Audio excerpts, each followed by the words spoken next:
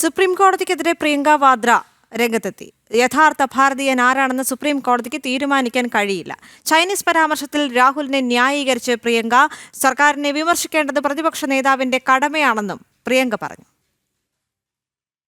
देखिए, कौन सच्चा भारतीय है, कौन सच्चा भारतीय नहीं है, ये तो मुझे लगता है कि मतलब न्यायपालिका के प्रति पूरे आदर के साथ कह रही हूँ कि ये तो उनके दायरे में नहीं होता डिसीजन.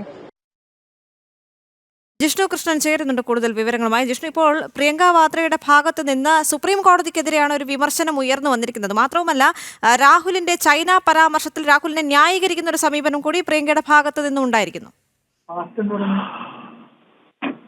ദേവിക, ചൈന ഭാരതത്തിന്റെ ഭൂമി കൈയടക്കിയെന്ന പരാമർശത്തിന്മേൽ ഇന്നലെ പ്രതിപക്ഷ നേതാവ് രാഹുലിനെതിരെ അതിരൂക്ഷമായിട്ടുള്ള വിമർശനം സുപ്രീം കോടതി നടത്തിയിരുന്നു. അതുമായി ബന്ധപ്പെട്ട ചോദ്യത്തിനാണ് ഇത്തരത്തിൽ സുപ്രീം കോടതിക്കെതിരെയുള്ള ഒരു പരാമർശവും ഒപ്പം സ്വന്തം സഹോദരനെ ന്യായീകരിക്കുന്ന ഒരു പരാമർശവും പ്രിയങ്കയുടെ ഭാഗത്തുനിന്നുണ്ടായിട്ടുള്ളത്. അതായത് ഇന്നലെ സുപ്രീം കോടതി നിരവധി ഗുരുതരമായിട്ടുള്ള ചോദ്യങ്ങൾ ചോദിച്ച ശേഷം രാഹുലിനോട് വ്യക്തമാക്കിയത് ഒരു യഥാർത്ഥ ഇന്ത്യക്കാരൻ ഒരിക്കലും ഇത്തരത്തിൽ സംസാരിക്കാൻ സാധിക്കില്ല എന്നുള്ളതായിരുന്നു. ആ വിഷയത്തിലാണ് യഥാർത്ഥ ഇന്ത്യക്കാരൻ ആരാണ് എന്ന് സുപ്രീം കോടതിക്ക് തീരുമാനിക്കാൻ കഴിയില്ല എന്ന് പ്രിയങ്ക വാദ്ര പ്രതികരിച്ചിട്ടുള്ളത്. കൂടാതെ സർക്കാരിനെ വിമർശിക്കേണ്ടത് പ്രതിപക്ഷ നേതാവിന്റെ കടമയാണെന്നും പ്രിയങ്ക ചൂണ്ടിക്കാണിക്കുന്നു. പക്ഷേ സർക്കാരിനെ വിമർശിക്കുന്നു എന്നതിലൂടെയും രാഹുൽ നടത്തിയിട്ടുള്ള പ്രസ്താവനകൾ അത് ചൈന ഭാരതത്തിന്റെ ഭൂമി കൈയടക്കി എന്ന വിഷയമാണെങ്കിലും ഓപ്പറേഷൻ സിന്ദൂരുമായി ബന്ധപ്പെട്ടാണെങ്കിലും മുൻപ് സർജിക്കൽ സ്ട്രൈക്കുമായി ബന്ധപ്പെട്ടാണെങ്കിലും സർക്കാരിനെ വിമർശിക്കുന്നതിലൂടെ രാജ്യത്തെ വിമർശിക്കുന്ന തരത്തിലേക്ക് രാഹുലിന്റെ പ്രസ്താവനകൾ പോകാറുണ്ടായിരുന്നു.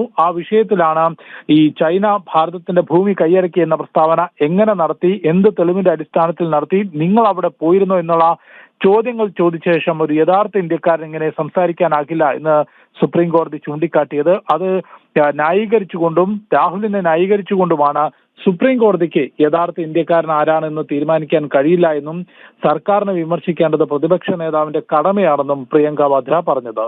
ദേവിക. ശരി ജിഷ്ണു.